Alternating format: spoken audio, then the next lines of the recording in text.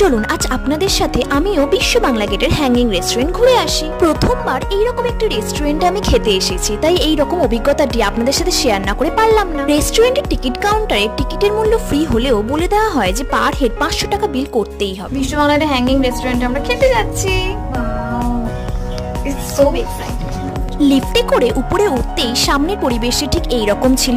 নির্ধারিত টেবিল চেয়ারে বসতেই বলা হয় খাবার আগে অর্ডার করে দিতে, তারপর পুরো জায়গাটি ঘুরে আসতে, কারণ খাবার তৈরি হতে মিনিমাম 20 থেকে 25 মিনিট লেগে যায়। রেস্টুরেন্ট থেকে সামনের কলকাতার ভিউটি ঠিক এই রকম ছিল। পুরো রেস্টুরেন্টটাই যেহেতু মাটি থেকে অনেকটা উঁচুতে ঝুলন্ত অবস্থায় আছে, তাই একদমই যে ভয় করছিল না তা আমি বলবো না। রেস্টুরেন্টটা গোল করে ঘুরতে ঘুরতে দেখি সামনে একটি হট কফি, টি এবং কোল্ড ড্রিঙ্কস এর একটি কাউন্টার। রাত অনেক হয়, কাউন্টারটি তখন বন্ধ ছিল। এইভাবে গোল হয়ে ঘুরতে ঘুরতে কখন যে নিজের টেবিলে চলে এসেছি বুঝতেই পারিনি। ভিডিওটির নেক্সট পার্ট দেখতে হলে চ্যানেলটি সাবস্ক্রাইব করুন।